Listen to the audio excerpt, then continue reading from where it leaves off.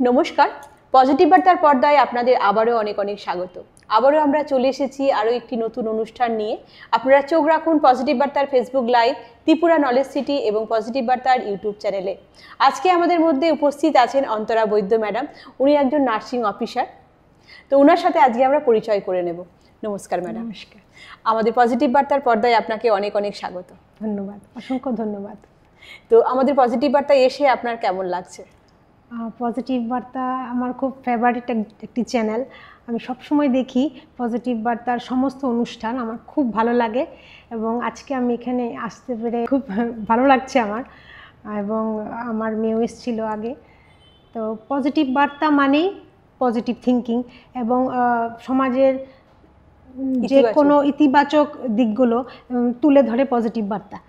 তো এই দিকটা আমার খুব ভালো লাগে এবং আমি আমার বাচ্চাদের ইন্সপায়ার করি যে পজিটিভ বার্তা দেখো, কারণ এখানে ছোট ছোট বাচ্চা আমি দেখি যে এখানে গান, নাচ, আবৃত্তি, মানে যে কোনো সামাজিক ব্যাপার এখানে খুব সুন্দরভাবে তুলে ধরা হয়। আমার খুব ভালো লাগে এবং বাচ্চাদেরকে বলি মোবাইল না দেখে তোমরা ভালো অনুষ্ঠান দেখো, যাতে আমরা সমাজকে কিছু দিতে পারি। একদম একদম সত্যি কথা, ঠিক কথা বলেছেন। আমাদের এই প্ল্যাটফর্মের মাধ্যমে আমরা বিভিন্ন রকম সাংস্কৃতিক অনুষ্ঠান যেমন আমরা এই প্ল্যাটফর্মের মধ্য দিয়ে সমাজের মধ্যে ইতিবাচক ভাবনাকে পৌঁছে দিই, তেমনই আপনাদের মতো গুণী মানুষদের এখানে এনে আপনাদের যে ইতিবাচক ভাবনাগুলো সমাজের মধ্যে ছড়িয়ে দেওয়াই হচ্ছে আমাদের এই প্ল্যাটফর্মের কাজ। একদম। তো ম্যাডাম, এরপরে জানতে চাইবো যে আপনার পরিচয়টা যদি একটু আমাদের দর্শকদের দেন। আমার নাম অন্তরা বৈদ্য।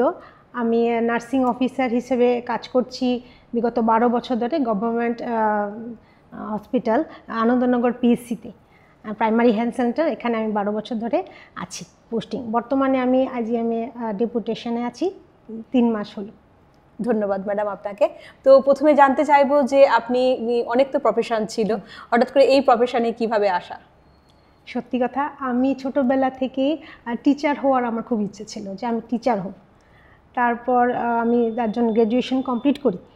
আমার বাবা একদিন আমাকে বলল, তুমি একটা আর্টিকেল পড়ো। আমাকে দিল আর্টিকেলটা, সেটা হচ্ছে ফ্লোরেন্স নাইটিঙ্গেল আর্টিকেল। তো ওটা আমি পড়ছিলাম, পড়ে স্টোরিটা দেখে আমার এত ভাল লাগলো যে আমি ভাবলাম যে এরকমও হতে পারে। স্টোরিটা আমি বলছি, শেয়ার করছি। অবশ্যই। 1820 ফ্লোরেন্স নাইটিঙ্গেল জন্ম হয় 12 মে ইতালিতে। তো ওখানে উনি জন্ম হয়। তারপর ক্রিমিয়ার যুদ্ধ চলছিল 1850 থেকে।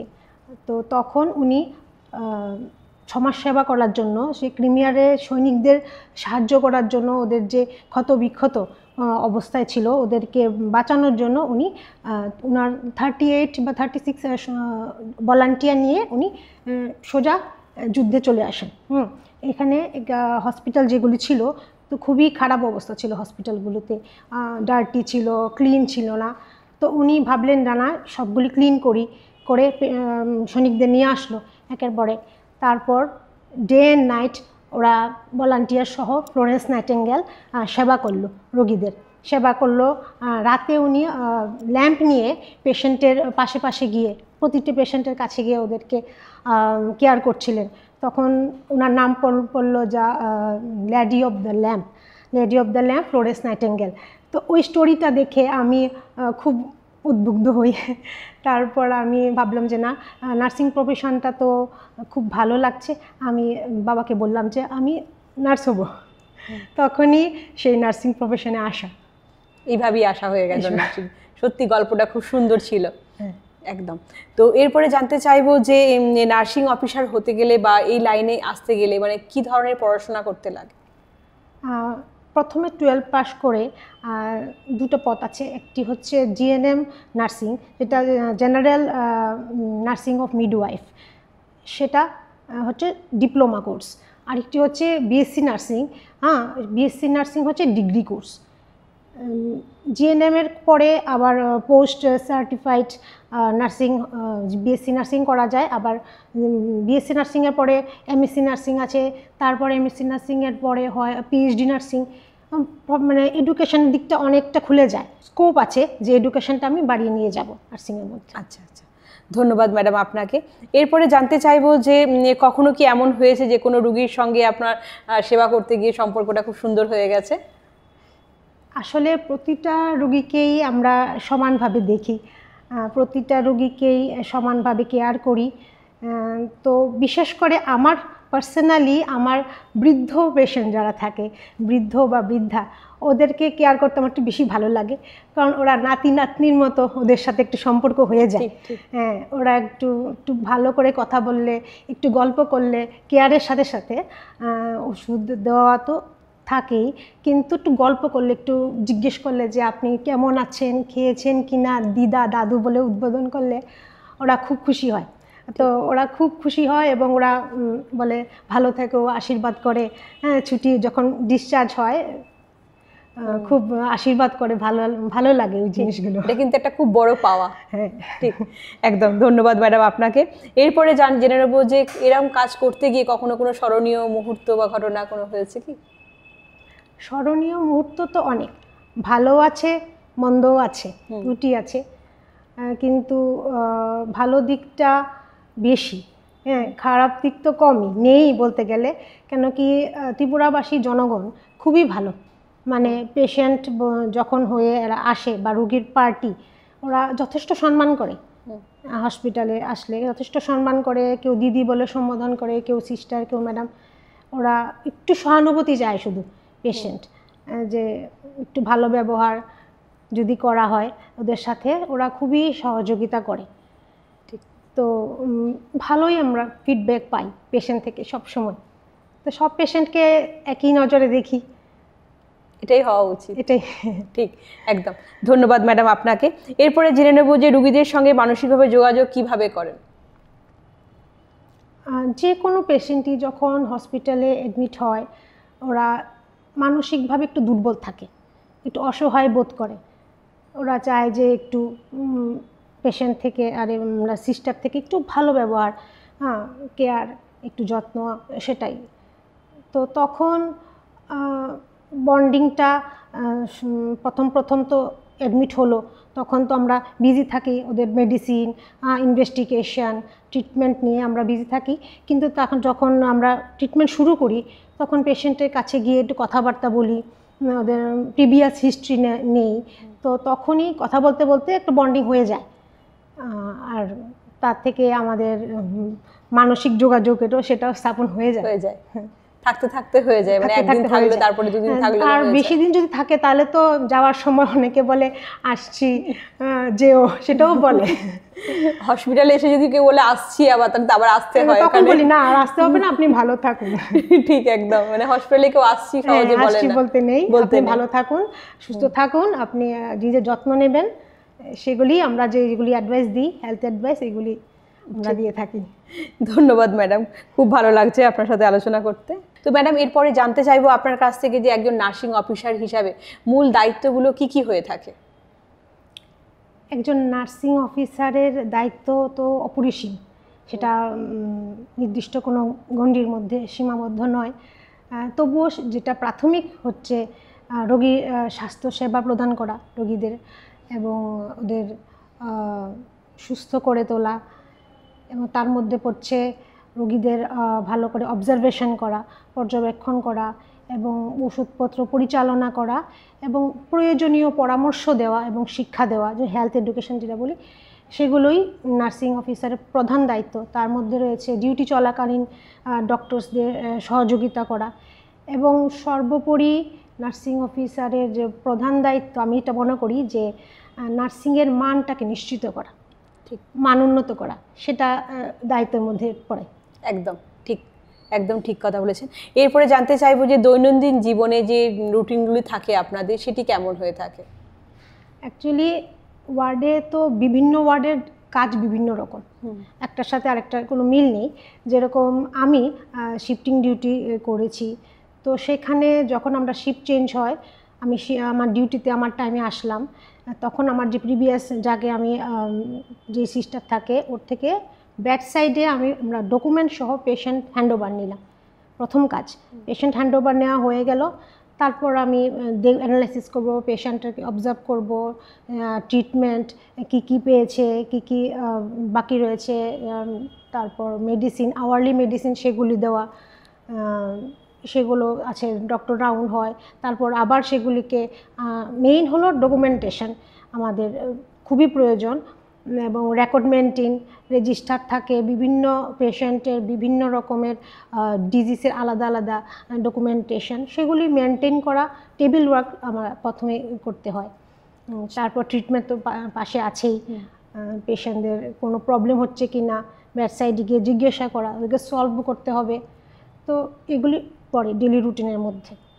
সেরকম অন্য ওয়ার্ড, ওটি, অপারেশন থিয়েটার, ওখানে কাজের ধরন পুরাটাই আলাদা। ওখানে স্টেরিলাইজেশনের ব্যাপারটা প্রথমে গিয়েই প্রথম কাজ হলো স্টেরিলাইজেশনের ব্যাপারটা দেখা, ক্লিনলিনেস, সেগুলি দেখা, তারপর মানে কাজের ধরনটা আলাদা। ধন্যবাদ ম্যাডাম। এরপরে জানবো যে কোভিডের সময়, আমরা সবাই জানি কোভিডের সময় একটা সাংঘাতিক একটা ভয়ঙ্কর মুহূর্ত ছিল সেই সময়, বিশেষ করে সেই সময় যে দায়িত্বটা আপনারা পালন করেছেন, এটা তো মানে ভগবানের মতো একদম, মানে কি বলবো, এমনি তো ডাক্তার নার্স যারা আছেন ওরা ভগবানের তুল্য আর কি। তো এই সময়ের যে পরিস্থিতিটা কি ফেস করেছিলেন সেই সময়? কোভিড-19 যে পিরিয়ডটা, সেটা তো চিরদিন স্মরণীয় থাকবে সবার, প্রতিটা, শুধু নার্সিং প্রফেশন না, প্রতিটা প্রফেশনের মানুষ সবাই সবাইকে হেল্প করেছে, সমাজের নিচু স্তরের থেকে উচ্চ স্তরে সবাই এই কাজে মানে সবাই সহযোগিতা করেছে।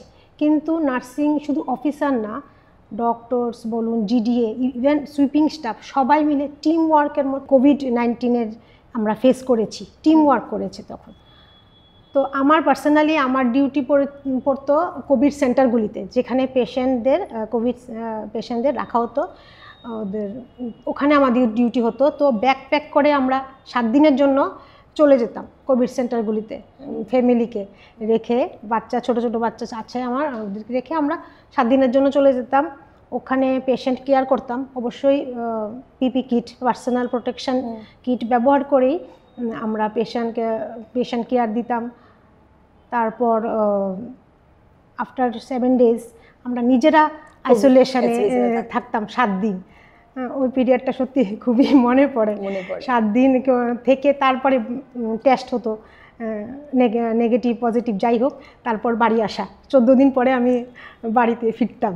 তো ওই পিরিয়ডটা খুবই স্মরণীয় থাকবে সবসময়, আবার আর না আসুক কখনো ওই পিরিয়ডটা, একদম আমরা কেউই চাই না যে এই পিরিয়ডটা ফিরে আসুক কখনো, কিন্তু সবাই আমরা মিলে কাজ করেছি ওই সময়।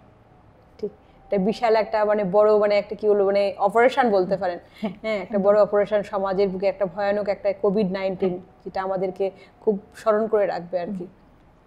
তো এরপরে জানতে চাইবো যে কোন পরিস্থিতিতে আপনার সবচেয়ে বেশি চ্যালেঞ্জের মুখে পড়তে হয়েছে? পার্সোনালি আমি যেটা মনে করি, চ্যালেঞ্জ তো সেরকম কিছু আমার মনে পড়ছে না, কিন্তু কিছু কিছু ডিজিজ আমরা যেমন ইনফেকশাস ডিজিজ যেগুলো আছে, সেরকম পেশেন্ট যখন আমরা পেশেন্টের কাছে যখন আমরা যেতে হয়, আমরা ডিল করতে হয়, ওটা একটু চ্যালেঞ্জিং বলে আমার মনে হয়। আমরা প্রোটেকশন নিয়ে পেশেন্টের কাছে যাই, ট্রিটমেন্ট দিই, কিন্তু ট্রিটমেন্ট তো দিতে হবে, ওকে সুস্থ করে তুলতেই হবে। সমাজ যদি ওকে নাও ছোঁয়, আমাদের যেতে হবে, ওকে ট্রিটমেন্ট দিয়ে সুস্থ করতে হবে, ওকে ছুতে হবে। হ্যাঁ, তো সেই প্রোটেকশন নিয়েই আমরা যাই, ওই কাজগুলি করি এবং পেশেন্ট সুস্থ হয়ে বাড়িও যায়। তো ওই ব্যাপারটা একটু চ্যালেঞ্জিং বলে আমার মনে হয়। ঠিক। তো ম্যাডাম, আপনি যে বর্তমানে যে কাজটি করেন, সেই কাজ এবং আপনার ব্যক্তিগত জীবন, পরিবার কিভাবে সামঞ্জস্য বজায় রাখেন?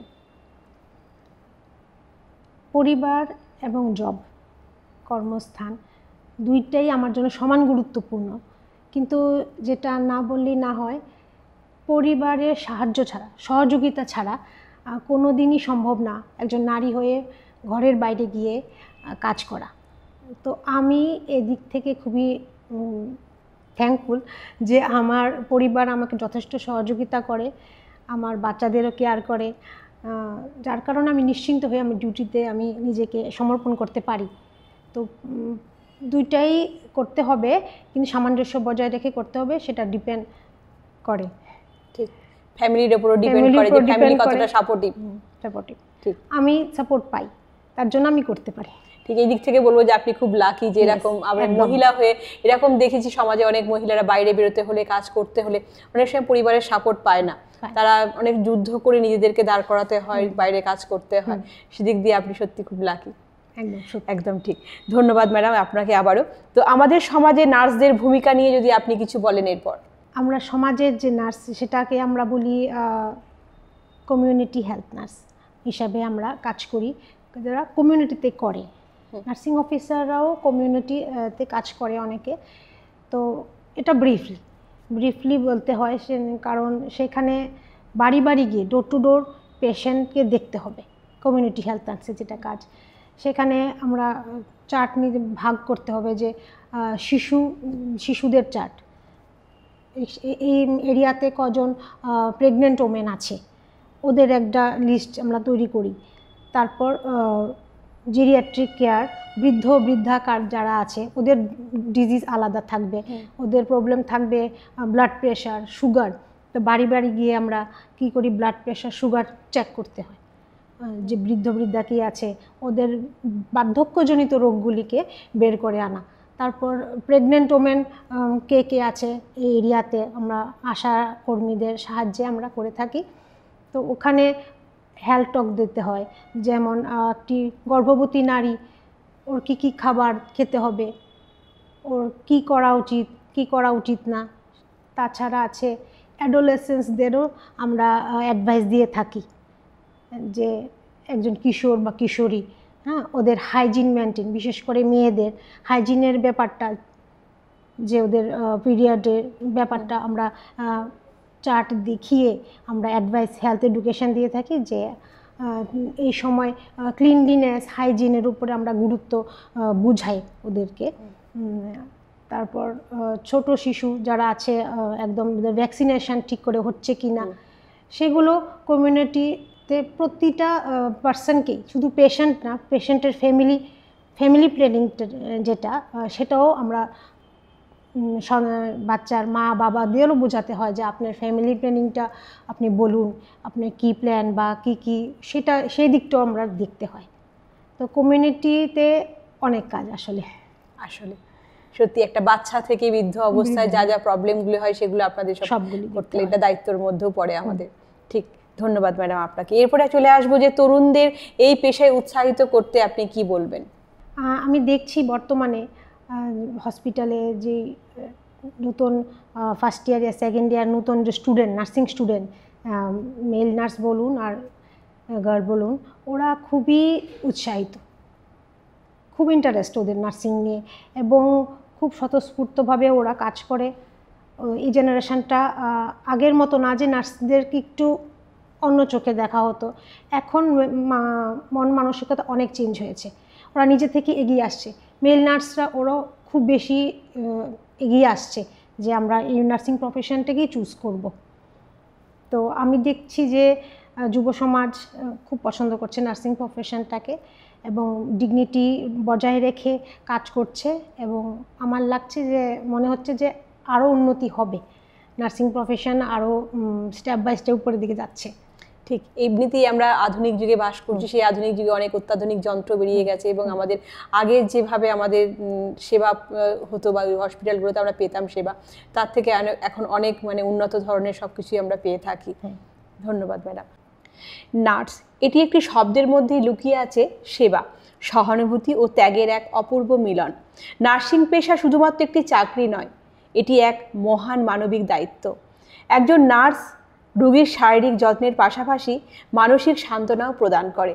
তো এরকমভাবেই আমি ম্যামকে আরেকটা কোশ্চেন করবো ম্যাডামকে, যে মহিলা হিসাবে আপনি যে সেবার কাজ করছেন, তো কখনো কি কোনো বাধার সম্মুখীন হয়েছেন? নার্সিং প্রফেশনটা হচ্ছে একটি নোবেল জব। এই নোবেল জবে এসে আমি তো জব স্যাটিসফ্যাকশান একটা পেয়েছি, সাথে আমার রোগীদের যে সেবা করার যে একটা সুযোগ সেটাও পেয়েছি, দুইটাই পেয়েছি। জব স্যাটিসফ্যাকশানও পেয়েছি, মেন্টাল স্যাটিসফ্যাকশান, দুইটাই এই প্রফেশনের মধ্যে আছে। আর মহিলা হিসেবে এই প্রফেশনে এসে আমি কোনো রকম বাধার সম্মুখীন আমি হইনি, কারণ পেশেন্ট হসপিটালে এসে আমরা যখন সেবা করি ওরাও ঠিক ততটাই আমাদের রেসপেক্ট করে, কেউ দিদি বলে সম্বোধন করে, কেউ ম্যাডাম। তো ওরা যথেষ্ট সহানুভূতি ওরাও দেখায়। তো সেদিক থেকে আমি কোনো দিনই কোনো বাধা পাইনি। আর আপনি তো বললেন আপনি বাড়ি থেকেও সাপোর্ট পেয়েছেন এবং জবের জায়গাটাও খুব সুন্দর, এটা একটা নিজের ইচ্ছার নিতে পেয়েছেন, স্বপ্নও ছিল যে আমি নার্সিং হব, এবং আপনি যে গল্প থেকে ইন্সপিরেশন পেয়েছেন আর কি, ইন্সপায়ার হয়েছেন। ঠিক, একদম। অনেক ধন্যবাদ ম্যাডাম আপনাকে। আবারও ধন্যবাদ দেব আপনাকে আমাদের পজিটিভ বার্তায় আসার জন্য, আপনার মূল্যবান সময় আমাদেরকে দেওয়ার জন্য। অসংখ্য ধন্যবাদ আপনাকে। আমরা অনুষ্ঠানের একেবারে শেষ পর্যায়ে চলে এসেছি। আমাদের অনুষ্ঠান আপনাদের কেমন লাগছে অবশ্যই বলবেন, এবং আপনারা ভালো থাকবেন, সুস্থ থাকবেন, এবং আমাদের আগামী অনুষ্ঠান দেখার জন্য চোখ রাখুন আমাদের পজিটিভ বার্তার Facebook live, Tripura knowledge city এবং পজিটিভ বার্তার ইউটিউব চ্যানেলে। আজকে আমাদের অনুষ্ঠান এই পর্যন্ত। নমস্কার।